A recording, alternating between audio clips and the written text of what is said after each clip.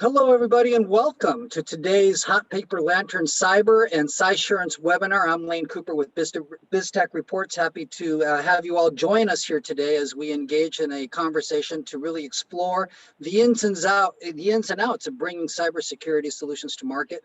The world of cybersecurity has really never been more challenging, with cyber attacks on the rise. Ransomware, enterprise security professionals are really looking at a lot of different challenges, facing a lot of pressure to align their business strategies, most of whom are going through major business transformation initiatives while addressing a growing threat landscape.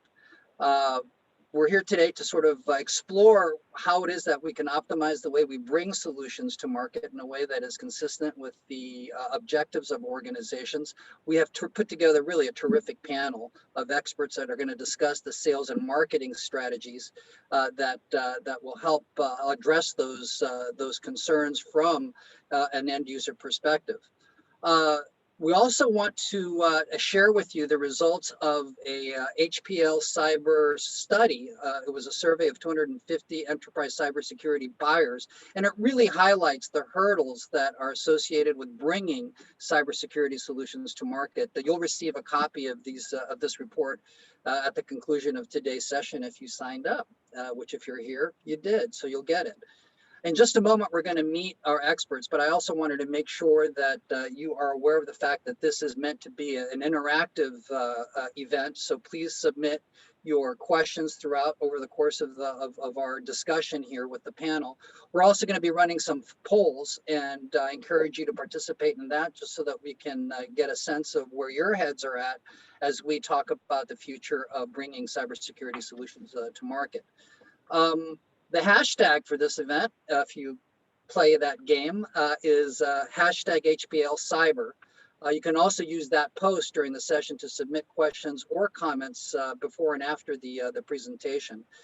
We sure hope that the conversation that we start here doesn't end at the conclusion of this hour, but rather continues, as this is a really rather critical conversation and set of issues that we need to address head on in an honest and forthright manner. So with that, I'd like to go ahead and introduce our panelists. Ted, let me start with you. Go ahead, tell us a little bit about yourself. Tell us a little bit about Hot Paper Lantern and why you wanted to participate and engage in this conversation. Great, thank you, Lane. Appreciate it, and I'm really happy to be here today.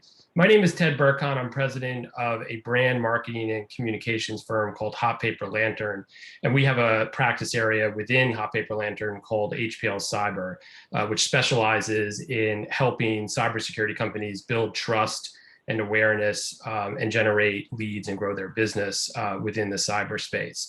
The reason we're here today, Lane, and the reason why I'm so passionate about this topic is, what we found through experience in dealing with a lot of companies in this space and through the research that you referenced earlier is that there's just an increasing amount of clutter and volume in the market, and buyers are more inundated today than ever before with cybersecurity brands vying for their attention and trying to sell them their products. And it's creating a real problem for those buyers in terms of deciphering the best available solutions to them and which ones they should partner with. There's also been an increasing amount of overpromising and, quite frankly, under-delivering in this space. And it's creating a problem for those cybersecurity companies that really do bring a viable and valid product and solution to market. And it is creating huge obstacles for them in terms of selling effectively to the marketplace. And all of that leads to, and the real reason why I'm here is it leads to this erosion of trust between buyers and sellers in this market. And we're seeing this in cybersecurity more than any other industry that we work in. And it's creating a real impediment to doing what everyone in this industry is about, which is helping to solve the really big, complex challenges that we're facing in the cybersecurity space. So I'm here today to talk about some of that. We have some great data to share that I'll do throughout the conversation, and really talk about what the potential solutions are to all this. Like, it doesn't have to be this way, and what are steps that companies can take to get around these obstacles, avoid them, and just build better awareness of their brands, and build trust faster with buyers that they're seeking to partner with. Outstanding. You mentioned trust. What a perfect segue to having Kirsten introduce herself today. Kirsten, tell the good folks a little bit about yourself, a little bit about Cysurance, and what it is that made this a compelling conversation for you to participate in. Well, thank you, Lane. It's a pleasure to be here today. It's a topic near and dear to my heart, both the trust topic as well as the risk management topic, and these are really intertwined in the world of cybersecurity and risk management as it relates to the broader understanding of how we protect the enterprises in our country, in our world, but also how we understand how to mitigate risk generally, both between the consistently expanding attack surface as well as from the insurance perspective. I think pretty much everyone in the world is now aware completely of the challenges that we're facing in insurance carriers being afraid now to even step into this world. And so I came into this world from a risk management and supply chain background, and really with this group started thinking about these things a long time ago now, and we still continue these conversations. And my big passion was, how do we create the integration between these risk management discussions and technology? And so at Cysurance, and we founded Cysurance because we wanted to help bring not only that mid-market business to this conversation, but a broader awareness of how we can integrate security companies with insurance. And there's this bifurcation, this gap that exists between these 2 points that Cysurance is trying to fill by integrating insurance products of all kinds to help support customers in the mitigation and solutions around not only preventing these things, but what happens when bad things happen. And I talk a lot about this with carriers where I say, you know, the problem is there are just a ton of totals, right? So everyone sees that insurance prices are going up all the time, and it's because every time there's a crash, it's a total. And our objective is to help create more fender benders, right, with the cyber seatbelt. So that's our new thing these days, is to really talk about how we create trust in this world by doing that. You know, before I leave you, Kirsten, it does seem like risk management brings a little bit more of a holistic perspective on the issue. Security having a very sort of defined lane. Are you finding that the insurance organizations that you interact with, as well as the vendors and the end users, the enterprises, are they developing a more holistic, perhaps focus on resilience as opposed to just stopping the bad guys from getting in? Trying. The operative word here is trying. And it's, I think, a challenge for the insurance carriers because their job is not to enforce. Their job in risk transfer is to be the last mile of a risk management strategy. I think a lot of our challenges is it's the other way around. So that's really the goal, I think, between the security community and insurance that we can solve. And that's really where we want to be in this conversation here today, because as we've talked about, there's a bit of an echo chamber. We've been talking for years and years about the same things over and over. And so it's time for us to, I think, in a much larger way in partnership with HPL and others, that we can start to really dive into why is this echo chamber in existence and how do we really reach the end users? Those are the people we need to be talking to. We all know what we know, so that's the objective. Everybody likes to talk about how they can help the end user. Customers, of course, the ultimate beneficiaries of all of these efforts to protect and serve. Here representing users and enterprises all around the world is Eric Green. Eric, tell the good folks about yourself and what who you're with and how what your perspective on interacting with cybersecurity technology partner community looks like. Thanks, Lane. So I'm Eric Green. So I handle both mobile and Mac security for HSBC globally. Thanks for having me. I mean, this is a really important conversation for me. I heard from Ted the word trust several times, and from Kirsten as well. And then you don't want bad things to happen. Well, trust is important. I don't want bad things to happen. So it's a good place to start on all of this. I find myself, and I don't know if I'm normal or abnormal, but I like to work with my vendors as partners. And I sit down, as much as we're sitting having this conversation here, I'm happy to sit down with them and their sales teams and marketing teams, because at the end of the day, If people aren't coming to me with what it is they actually want to talk about and what they have, understanding what my issues and problems are, then we can't work together. We can't fix the environment that we're in. And the echo chamber is there, and we need to break out of that. We need to rise together, and you're only as good as the technology and solution providers and people that you work with. And so these conversations become really important, so we can all guide to the right direction. That's kind of my view.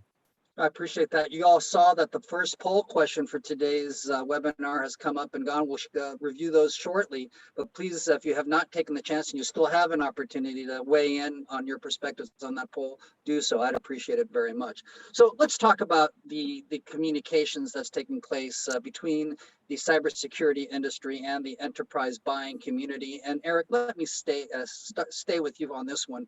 Why do you believe it's such a challenge to get cybersecurity providers to really rise above the noise? There's so many innovative players out there.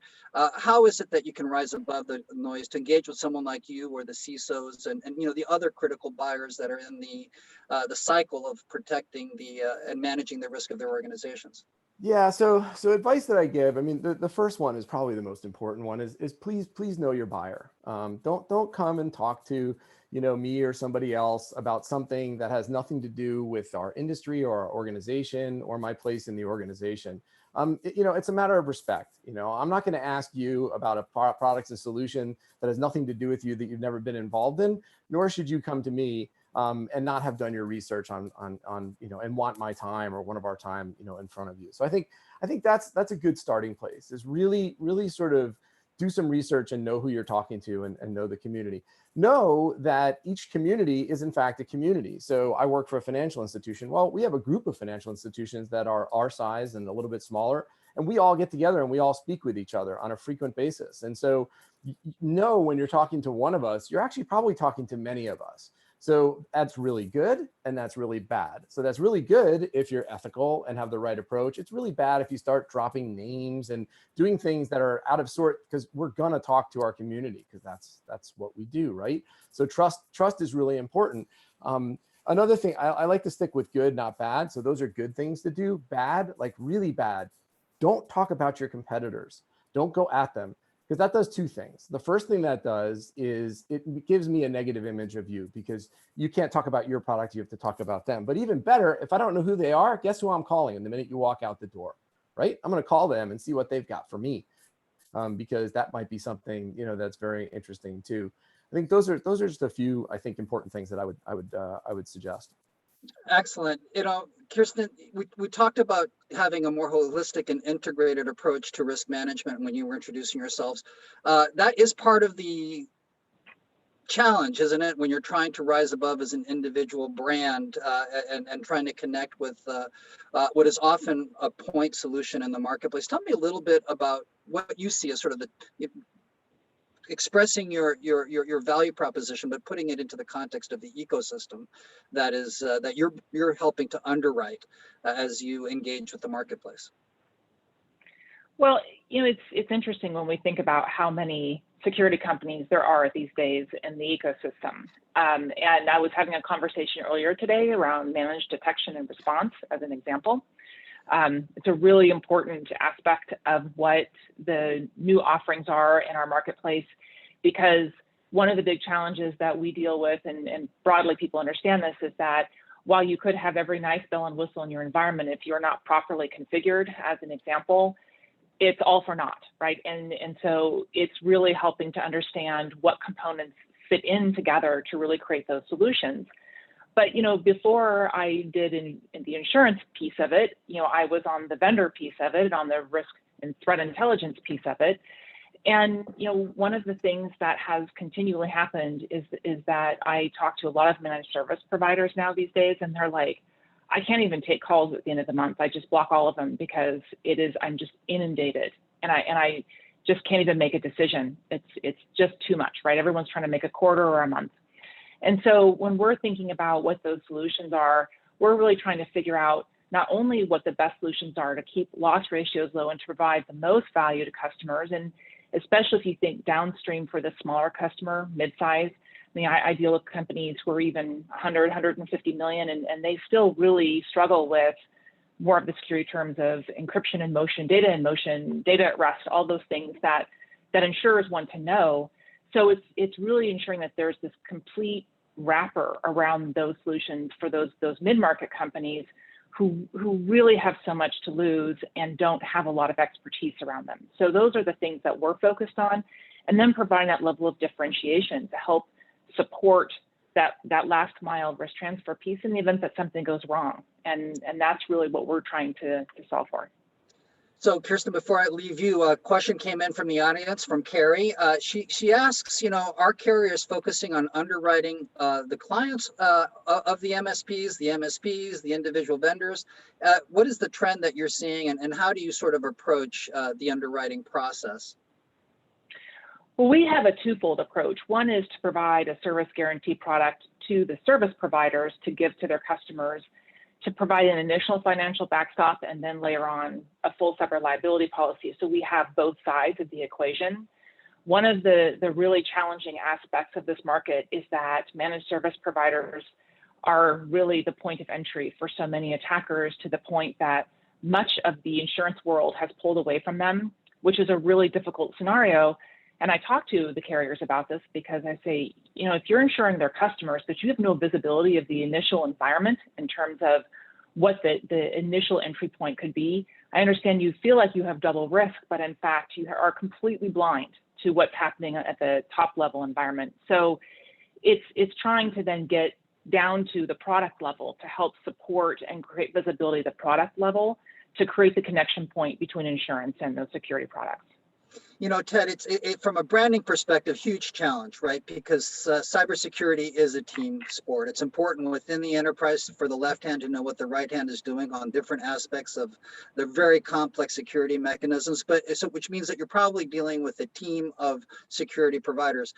What is your take on how you, on the one hand, differentiate yourself as a provider, as a brand on your own right that's delivering value, but also part of a team, part of the overarching picture that is protecting enterprises. What is your sort of take on that from a brand management, brand optimization perspective?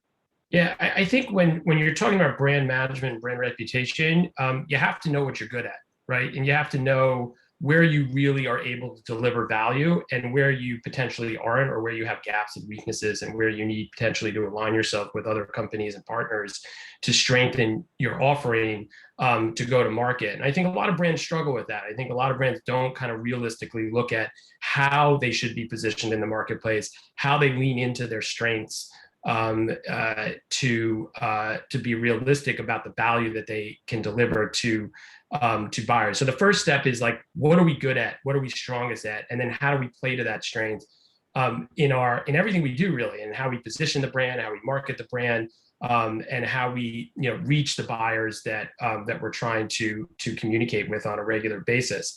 I think the other thing, Lane, that's really important here that ties to your question, but also more broadly to this whole trust factor is, we often tell clients, listen before you sell, right? Listen to learn, listen to understand. And a lot of brands are so fast to go to market that they often skip the listening phase. And really, quite honestly, you should be listening all the time, listening to what your buyers' pain points are, how they're evolving, what their needs are, et cetera. I mean, it not only will help you sell more effectively, I think from a thought leadership standpoint, it'll really help you create more relevant content. So content that's not necessarily just about your brand and your products and your solutions, but content that adds value, that answers real hard-hitting questions, that helps to, make the complex, less difficult to understand. That's what buyers are looking for. I mean, one of the things our survey showed is that they're looking to articles in third-party publications, editorial coverage, to learn, to understand what innovation is out there, what new solutions are coming to market, how others are doing it. They want case studies. They want to see how other brands are tackling the challenges that they're facing. I think the cybersecurity market is in a position to deliver that information, but first they have to understand, what is it that my audience wants and needs, and then how do I develop a brand positioning and a content engine to help serve that. So Ted, you'll be heartened to know that the folks listening in are here to listen in, to take your advice and are acting on it. 56 of you who of those of you that took the poll are here to learn, to hear about perspectives on the enterprise buyer. 55 said that they're here to hear about how cybersecurity are handling the sales challenges that lie before them, which we've already begun to tackle, and 42% want to learn new ways to market our products. So let's see if we can deliver on those, on all of those asks that are coming in from our audience. Going back to you, Eric, you know, being innovative, the challenge that Ted raises is real, right? Because there's a tremendous amount of innovation. A lot of that innovation focuses on developing very specific addressing very specific problem statements. But of course, as a CISO, or as someone that has an overarching perspective on managing risk, it is part of this broader community. Tell us a little, give us a sense of what are risk managers and security executives looking for from the technology and cybersecurity. How do we avoid having a set of puzzle pieces that you have to effectively integrate versus, is there a way for folks to come pre-integrated or to sort of there's an obvious path to fitting into the overarching risk management portfolio of technologies that you're managing? Yeah, I love that question. I love the innovation part of it, and I love the integrate part of it, right?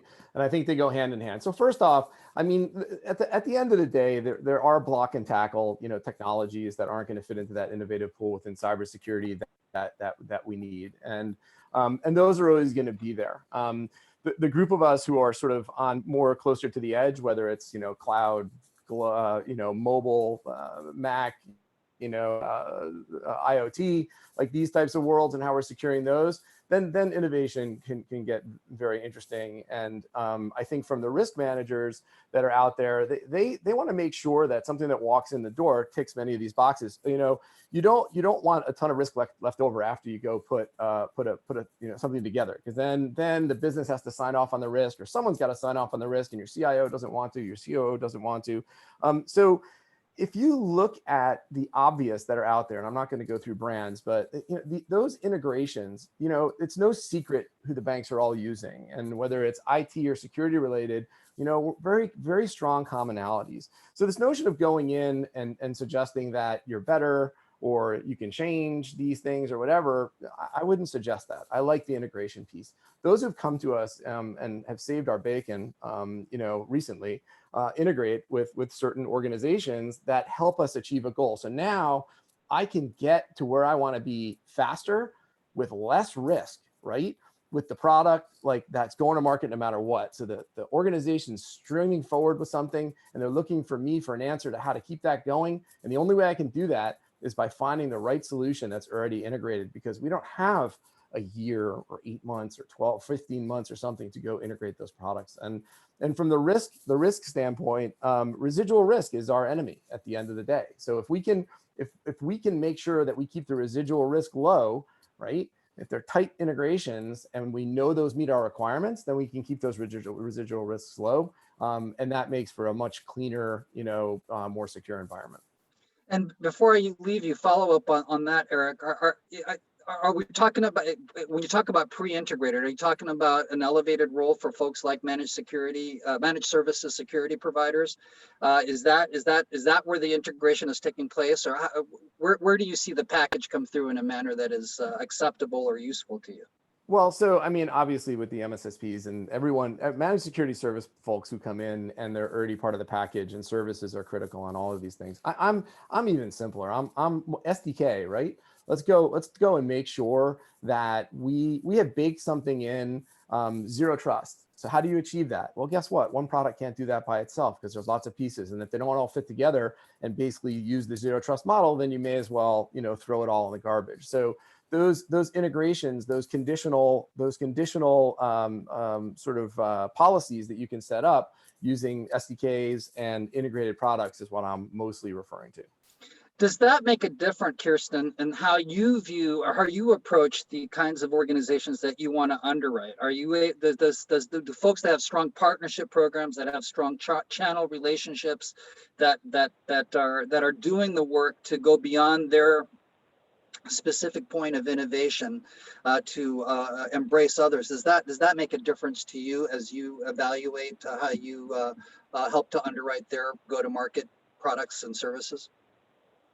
Absolutely. I often hear from people, as many of us do, where they say, just our solution. We just have our product and you don't need anything else in the whole wide world. And it's like, oh man, if only that were true. But we also can read the newspaper, so we know that's not true.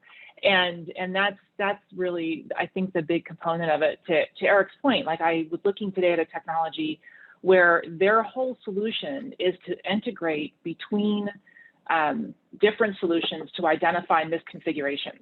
That's it.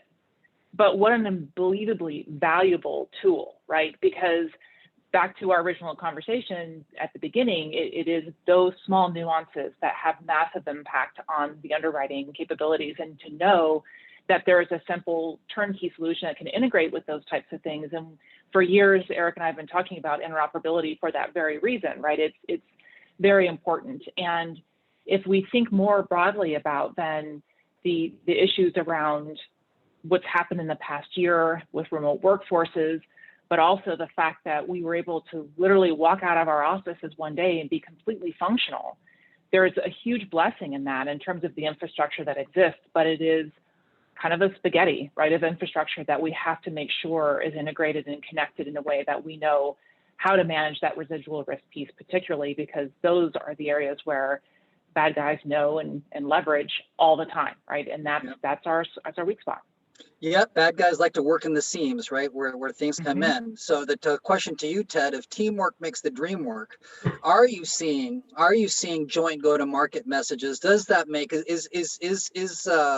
a co-branding and joint go-to-market initiatives? Does that make sense to you? And does that how does that work in terms of incorporating that into a year-long systematic audience engagement initiative? Yeah, we're absolutely seeing that, and it absolutely does make sense. And especially for some of the small and mid-sized players in this space, it really helps level the playing field. One of the biggest challenges that small and mid-sized companies have is a lack of budget, resources, and staff to compete with some of the larger players in this space. And so by going to market together with partners that are aligned in mission and values, it can really help you compete against the larger players in this space. So, one of the first things you need to do, I think, from a marketing perspective and a brand perspective when you're aligning with others, is really understand what are the goals and objectives of this co-marketing partnership, right? Like what is realistic? What's the ROI you want to get out of it? And how does it ultimately benefit both or every organization involved in that entity? Because these things tend to fall apart and struggle when one or a few of the companies involved gain more benefits than others. So really it has to equally benefit everyone in the partnership in order for it to be sustainable. That's first and foremost. And then two, it's like thinking about, if we're going to market together, what value can we bring to the customer that we couldn't as a standalone, right? And really drive that home in the marketing that you do. That could be bringing different perspectives or different skill sets and expertise together, and packaging that for the customer to consume. It's really important to sort of think through that, because otherwise you're spending a lot of time and effort for naught, because you're really not bringing additional value to the customer just because you're partnering. So asking those tough questions up front, making sure you're aligned, making sure that by going to market together, you're elevating your presence and your value that you're delivering is really critical at that upfront stage to ensure, to your point, Lane, that this thing works and it also is going to last. It's not going to be a flash in the pan, but you're actually going to get the most out of the time and effort that you're putting into it. But at the end of the day, it 100% levels the playing field for these smaller players and allows them to swim with the big fish and compete much more effectively than if they went to market alone. Excellent question came in from Christopher out in our audience. Thank you, Christopher. He makes the following observation. He works with merchants to help them attain PCI compliance.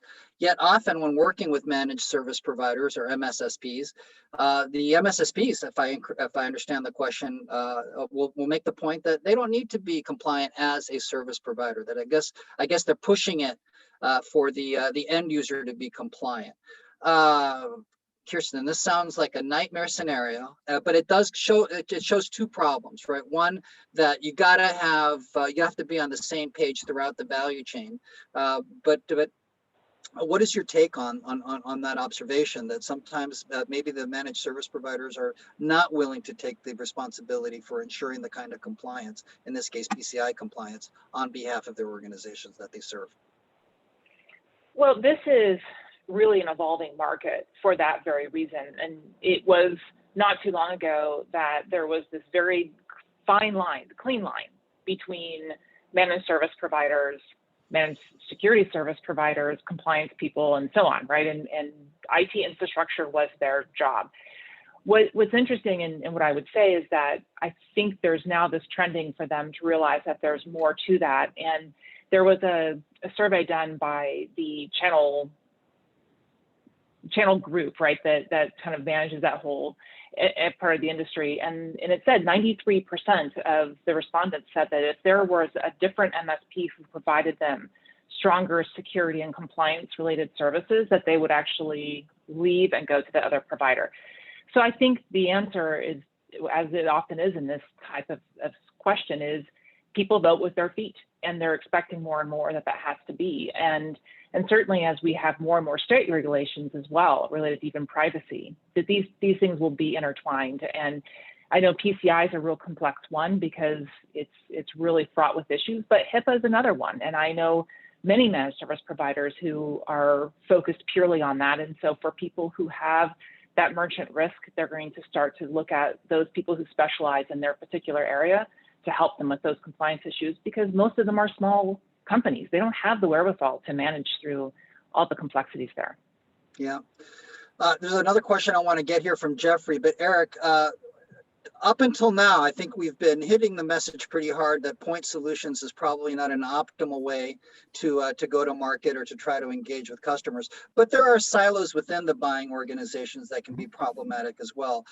Looking across your industry, so we don't personalize it, but looking across the financial services industry or even beyond, are you seeing, the BCDR folks, the risk management folks, and cybersecurity coming together to close those seams that Kirsten mentioned a little bit earlier, so that you're not facing one set of requirements when you talk to one aspect of the buying community that is different from another within your client base? Yeah, so it's a tricky one, right? I think it's getting better in certain sectors, right? So the more up, and this is where sort of innovation and forward thinking comes in. Those of us that are sort of in those spaces tend to want to make sure that all things are partnered with cloud. We want to make sure that we're tied in with latest detection technologies. We want to go down that list. But in so much as that's the case, the silo between IT, for example, so the IT organization and your second line, risk, and your third line, audit, those are traditionally a big problem. I've been a big advocate of working together. I think that, and I started to see, and as part of this user group that I'm part of, there's a lot of IT mobile folks that are on there, and there are a few security. There's a number of us that are on there, but it's really amazing to see that cooperation and thought process. And because 4, 5, 6, 10 years ago, that just wasn't the case in this industry. There were these giant stovepipes, and it was hard to break through them. So I think it's improving, but I think this takes a major conscious effort on all of our part to do this. And I actually want to add something there, and this is just something personal. The way I've been able to implement technologies that I've been fortunate enough to implement in our organization, it's been including all of those others, right? Not like, look what we bought, it's your job to come freaking install it, right? It's, hey, what do you think of these 3 products? And it's not their job, it's not their remit, but boy, they've been in the industry for so long, and there's all of this knowledge around you. And then you have these vendors that have all this knowledge, and let's bring everyone together. It's not a group decision necessarily, but it really helps, sort of grease it so that you can, move forward better, that way. I just want to track back to one thing, which is that compliance and this issue of, whether it's PCI or otherwise. I think there's a lot of work that vendors and organizations need to do together. So, we're an organization and we're in 68 different countries, right? And so a lot of different organizations like us, we have different privacy and regulatory things we have to stand up to in different places. And so again, at the beginning, I said we all rise together, we all work together. This is where when a vendor comes in, these are the discussions, you need to be having with them. And this notion of, if they've done their research, they know we're in country A, B, C, F, G, J, whatever, all these different countries that we're in. So I don't want 8 months down the road, to all of a sudden hear, oh no, we can't do that, right? That's if they can't, that's fine, but that's the thing you find out right at the beginning, and that goes to the partnership, and it couldn't be more obvious or important than in compliance and regulatory space. Excellent. All right. So I wanted to tackle Jeffrey's question because, we talked about teamwork making the dream work in the context of solutions providers coming together. And we're now talking about the silos that Eric just addressed. But here's another really interesting take. Sometimes the supply chain, right? Organizations are dependent, right? Of the supply chain risk, where you are exposed to risk, not because of anything that you did incorrectly, but because someone in your supply chain, if you're an enterprise, made a mistake. In this case, the example that Jeffrey raises is a DH of the $6 billion DHS CDM contract, which called specifically for people to identify the tool functional areas, which is specified by DHS, which is important in order for him, for whoever it is that he represents, to deal with that trading partner, and how that was not met, I guess, in the RFP that they put out to cybersecurity professionals. Either they're not reading or they're not comprehending the dependencies that these requirements come through. I throw it out to all of you. Eric, you unmuted first. What's your take on that?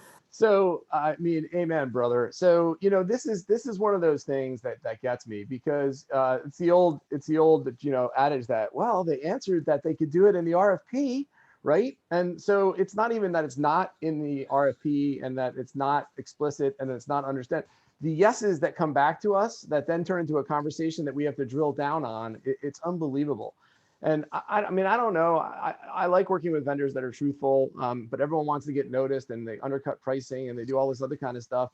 But boy, man, if someone comes back and all the boxes are ticked, like to this point, they initially came back and everyone said maybe they all said they could do it. Something's wrong, right? Yeah. So we need to understand those things. And to the people we're working with, to these great partners that we're bringing in, they need to help us get there. And by the way, when it comes to these things, if there's 100, it's DHS, right? There's 600 things that need to get met, right?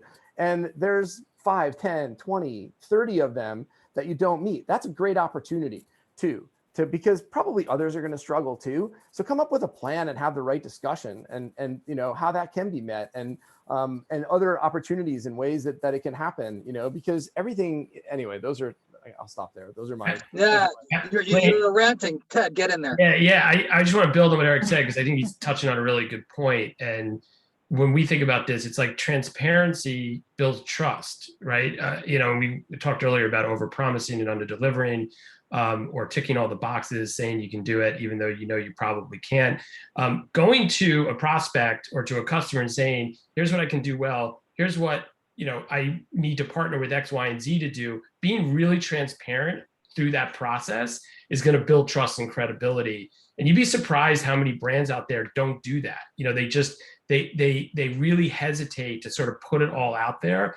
But we feel that it's a great opportunity to create a relationship and a bond with a customer that goes well beyond even that RFP.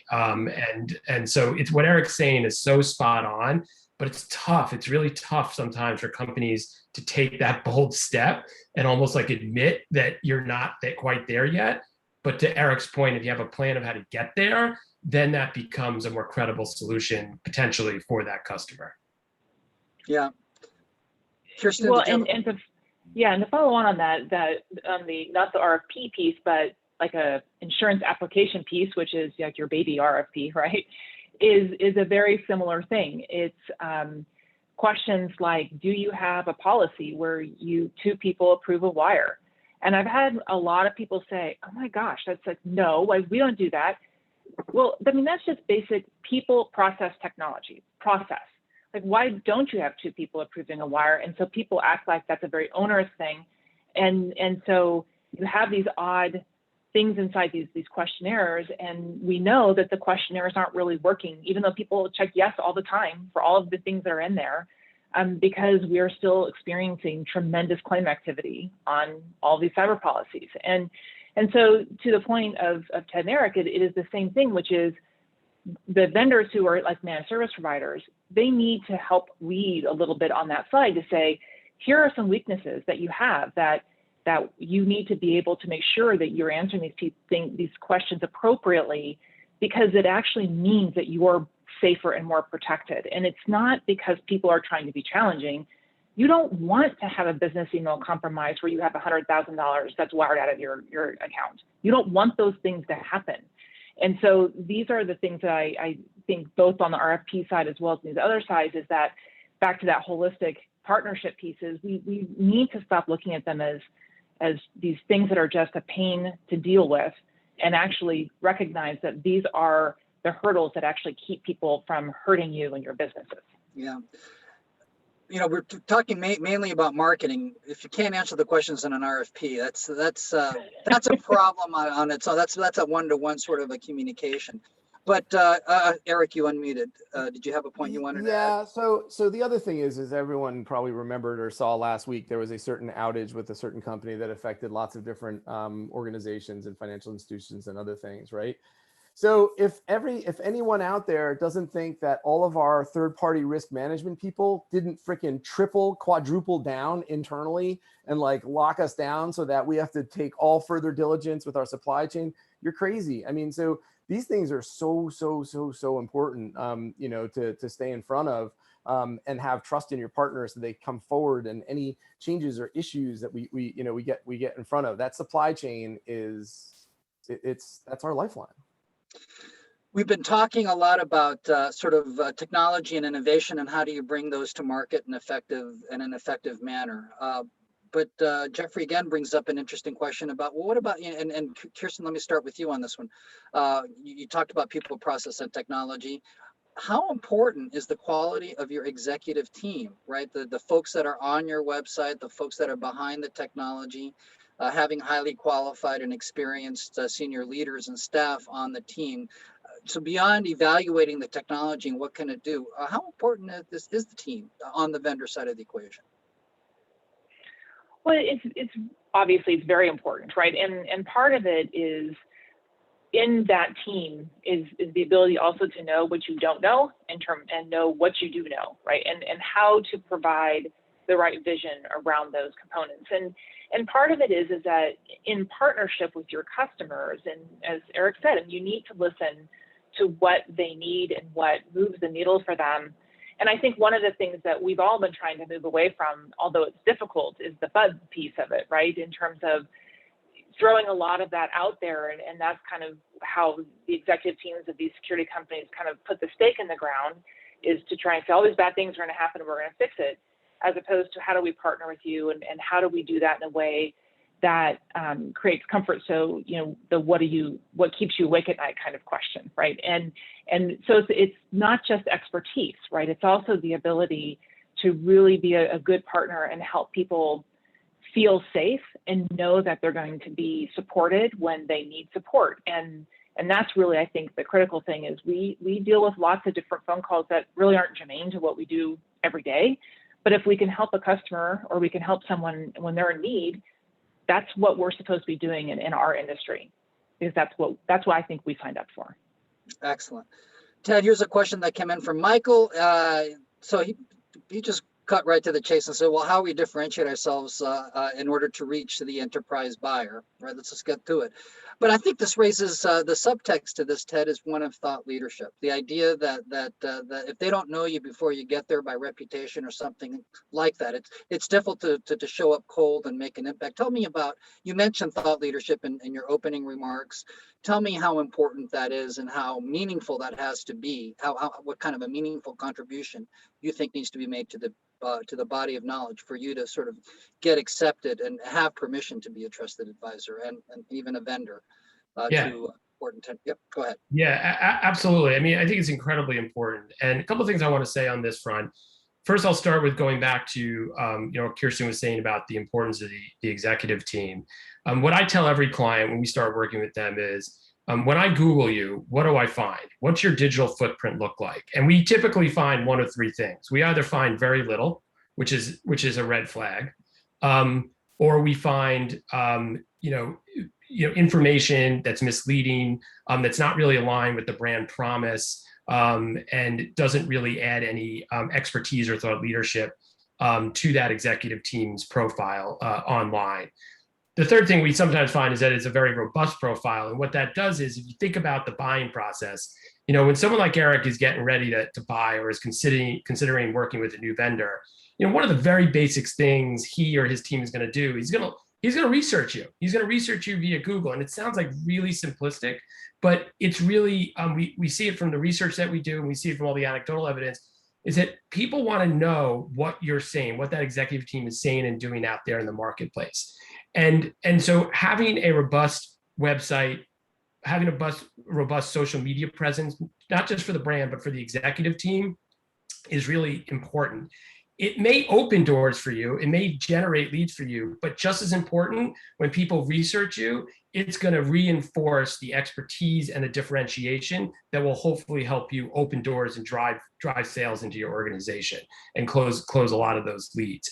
So that's first and foremost. The other thing I would just say, Lane, is that, where do you get started with all that? I mean, first and foremost, I think it goes back to what I said earlier. What are you really good at?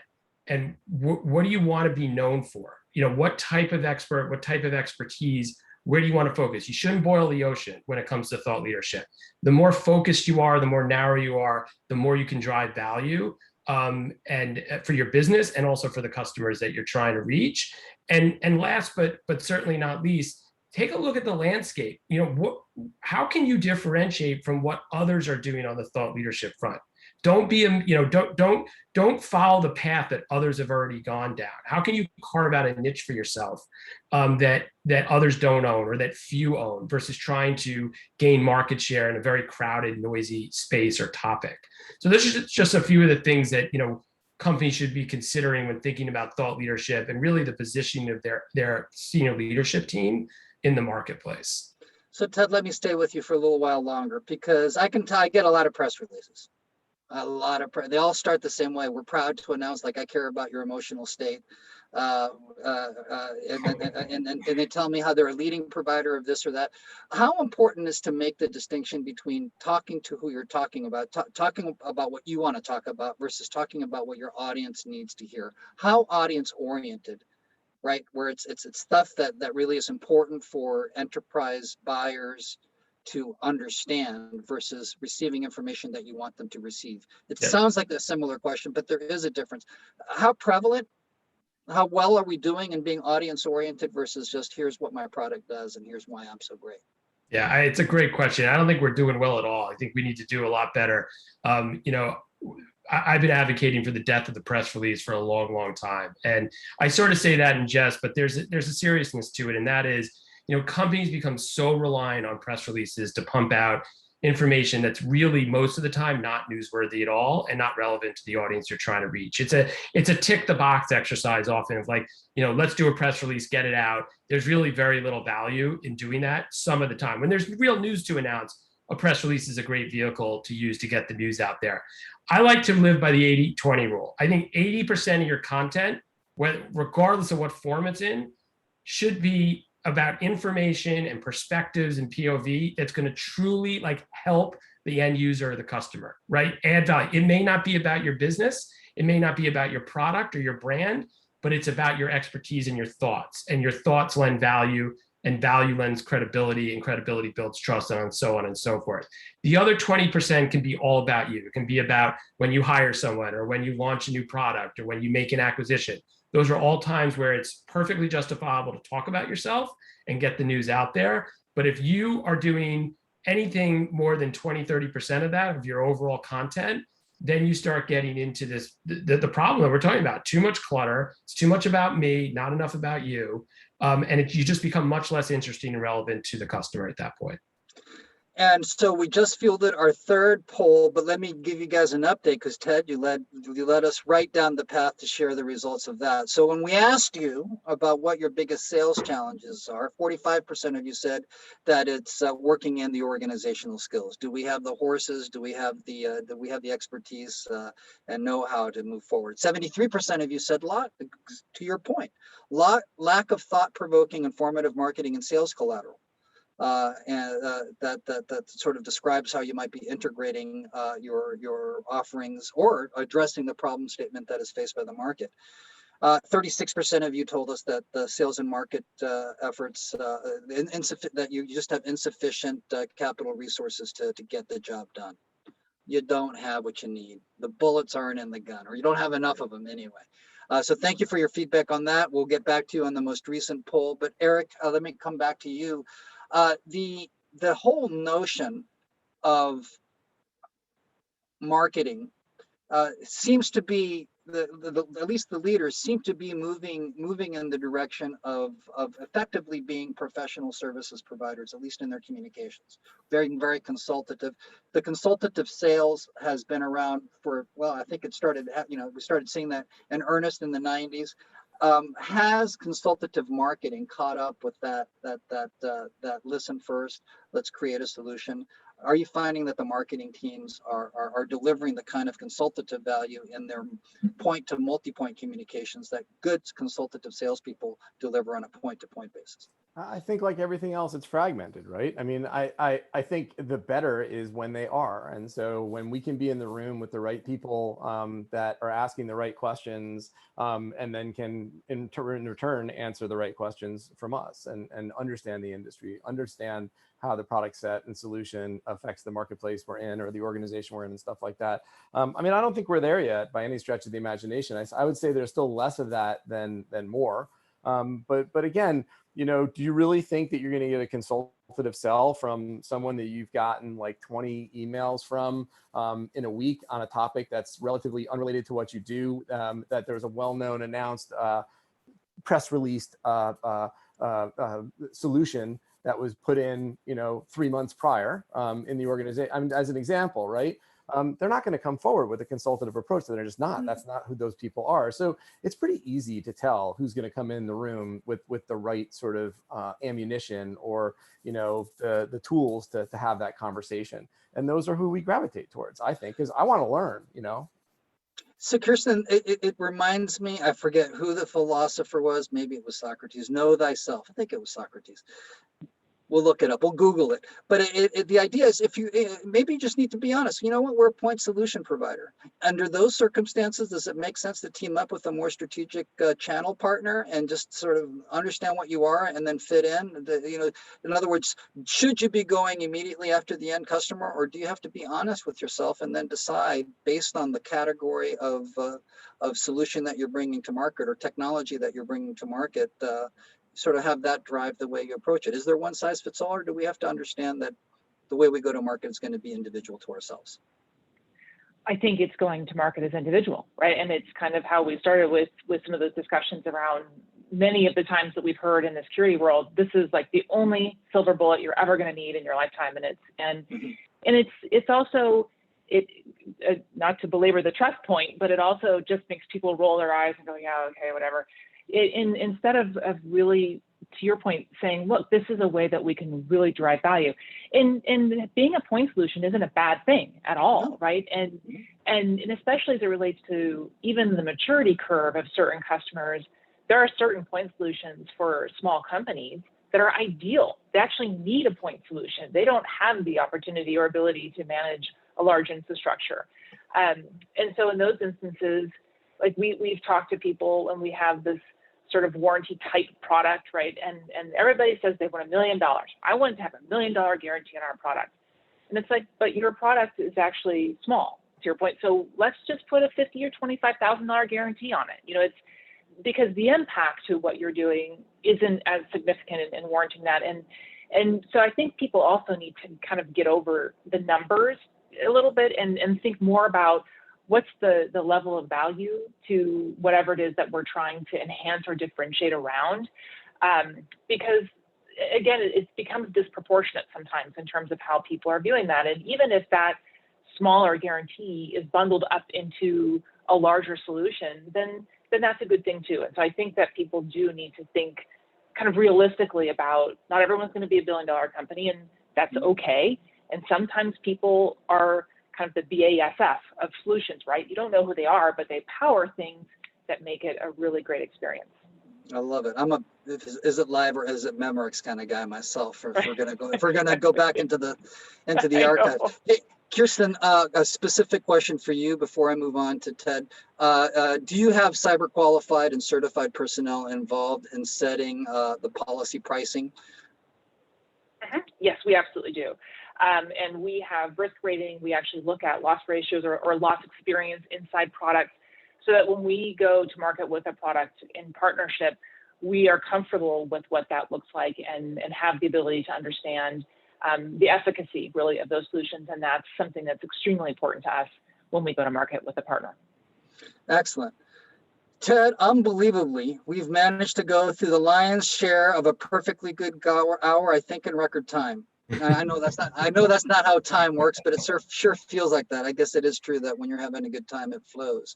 But I wanted to begin sort of closing out with you in the final analysis. And as you mentioned your research, what investments should we really be should our community of cybersecurity and technology professionals and executives that are bringing solutions to market, what investments do you think they should be making to really enhance their position and create a strategic risk management, position themselves as partners, strategic risk management partners to their target markets? Yeah, I think a lot of what we're talking about here today can feel and seem overwhelming, especially if you're not doing most of it, or you're doing it, but you don't think you're doing it well. And I'm here to tell you it's really not. There's things you can bite off and do, steps you can take that can really return solid results in a short amount of time. So I think the investments, to your question, Lane, really should be around, first and foremost, do the research to understand where you stand in the market. Where are your strengths? How are you perceived? And really get to know your buyers, really understand their pain points and their needs, and use that information. And by the way, that's not in-depth research necessarily. That can be done by looking at secondary research that already exists, for sure, or doing primary research. Once you have all that information, those insights, use that to develop that thought leadership platform and campaign that we talked about earlier.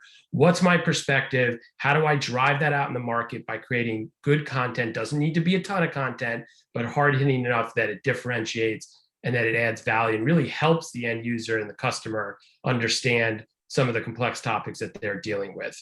That's really where I would invest. I think you'll see a lot of return on that investment if you do it well. And again, don't boil the ocean. Stay really focused on what you do best and what you know best, and let that drive a lot of the content and the thought leadership that you do. What a wonderful conversation. Please, all of you, I know we can't hear you, but we can feel it. A round of applause, please, for my awesome panel here as we go around the horn. Thank you, Ted, so much for helping make this happen. And Kirsten and Eric, as always, it's good to hear your voice and see your face. One day we'll do it over a scotch very soon with all of you, I hope. I'll settle for wine. But what a shame it would be if this was the end of a Zoom session and not the beginning of an ongoing conversation. So I invite you guys to connect with Ted, Kirsten, and Eric. Go ahead and connect with me. I'd be interested in hearing your adventures in cyber and bringing cybersecurity solutions to market. It's been a pleasure to have this conversation. I hope we kick the can forward and ourselves contribute to the body of knowledge with this conversation. Some additional questions came in. We will address them. We only had an hour, and our hour is now up. So thank you all so very much for taking the time. Annabelle, I see your question. I can't get to it this minute, but we'll get back to you with a response offline.